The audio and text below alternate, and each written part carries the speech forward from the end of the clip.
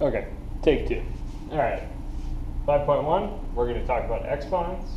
X is just going to be some number, really. X is just something in R, right? Okay, then we're going to have n, which is going to be a counting number. Right, so that's going to look like n is in natural numbers. Remember those?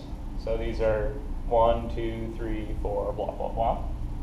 Okay, and we're just going to make a definition.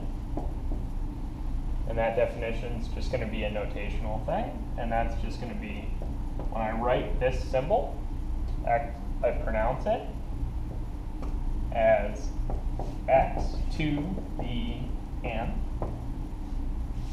Right? And what I mean by it, so this symbol means defined to be, right?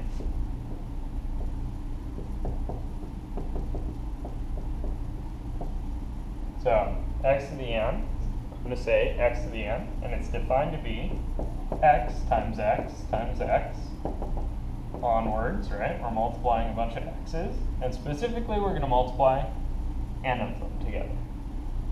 That's all I mean by this. Okay? So, for example, x squared, that's x times x, or x cubed is x times x times x, or x to the 100 is x times x, and then you get tired of writing, so you make dots, times x, and then you say there are 100 of these. Cool? This is really why we invented this symbol, because we got bored of writing stuff like this down. Cool? Alright, so there are two rules you need to remember with these, and they're not particularly hard.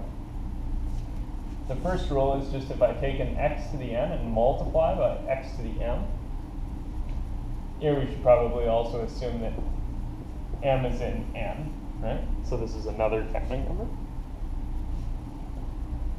Then we just write down the definition.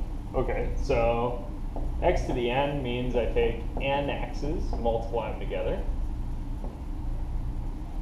Then x to the m means I take m x's and multiply them together.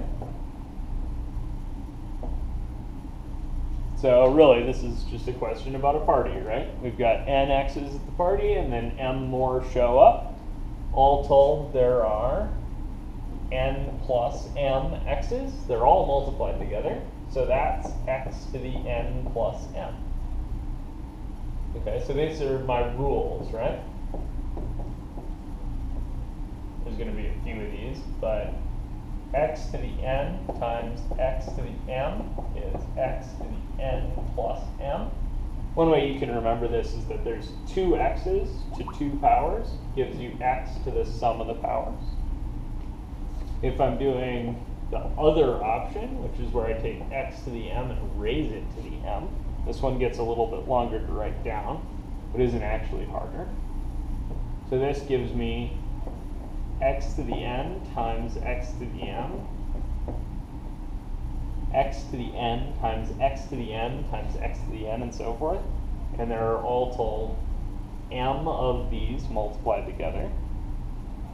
So I might say, okay, well, x to the n is n x's multiplied together. So there's n of these, and all told there are going to be m groups. There's n in this one, and n more in this one. So all told, I have m groups of n things. That makes, all told here, right, there are n times m x's, which means that this thing is x to the n times m. So if I'm taking x to the n and raising the whole thing to the m, notice there aren't two x's in this one, I get the product, so I get x to the n times m. Okay? Alright, let's see, what else can we know? So we should be should be able to learn at least one little thing about positive and negatives. And that's this. So if I have minus x to some power, right?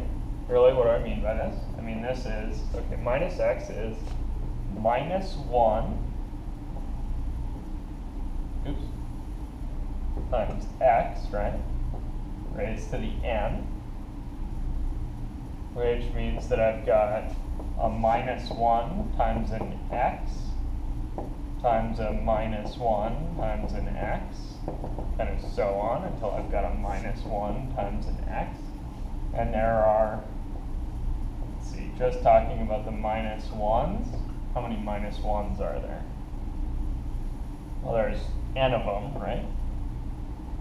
And the x's, right? There's n of those. So I could regroup. This is actually another rule, right? So I've got minus 1 to the n, x to the n. And if I did this with a's and b's, really I'd find out that ab to the n is a to the n, b to the n. So that's another rule we can add. But this one is specifically interesting because I know something about this. What do I know about this?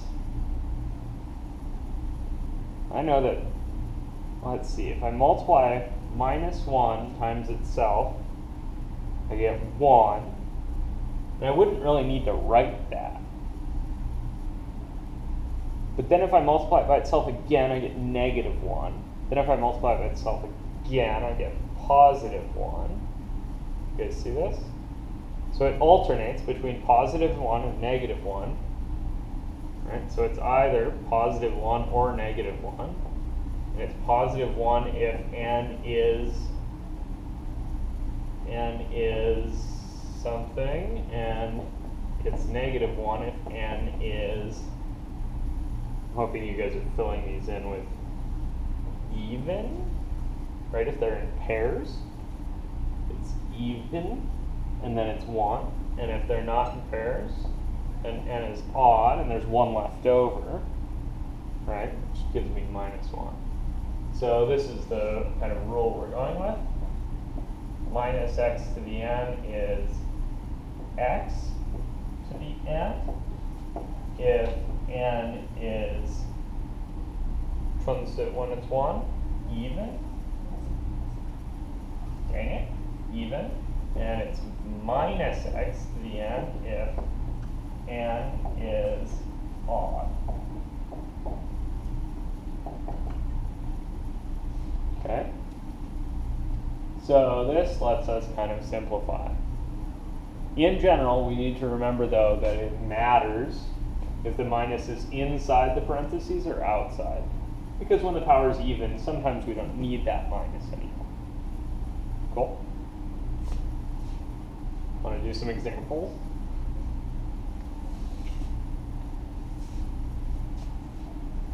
So let's do just a couple examples. So, easy example. Let's simplify x squared to the 5th. So that's which rule? Do I add or multiply? Well, there's only one x, so I should be multiplying. So I get x to the 2 times 5, that's x to the 10. Okay, let's try another similar thing. What if we did minus x squared to the 5th? Okay, so this means minus x times itself, or I could use my 4th rule over there. So this is this guy. I could get as just x squared because the minus gets multiplied by itself twice. So I get x squared to the 5th, and then that's the same thing I just did. That's x to the 10th. This is different than if we had minus x squared to the 5th. You guys see that? my order of operations says I should do the things in parentheses first. That's this stuff. Then it says in the parentheses I should do the exponent first. So I should square x, then do the multiplication. That makes it negative. Then raise it to the fifth. So on this one I get minus, because there's 5 minuses multiplied together. And then there's x squared to the fifth is an x to the 10th. You guys see that? So be careful with the negative signs.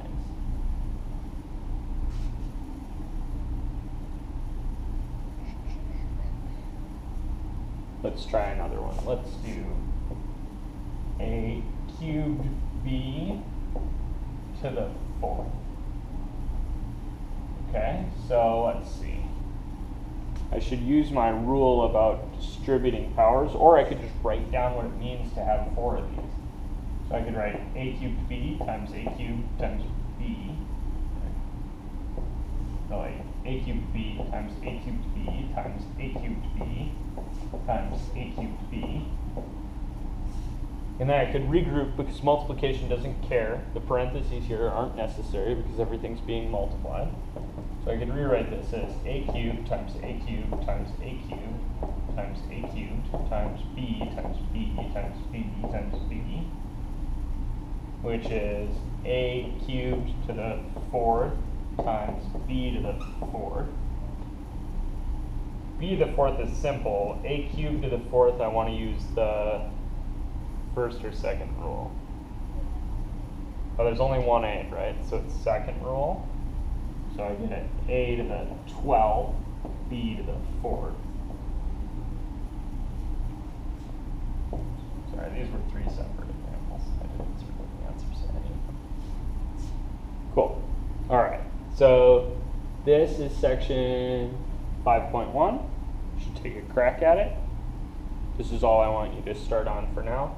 And the password for class is the quiz is the cake is a lie. Okay? All right, guys. See ya.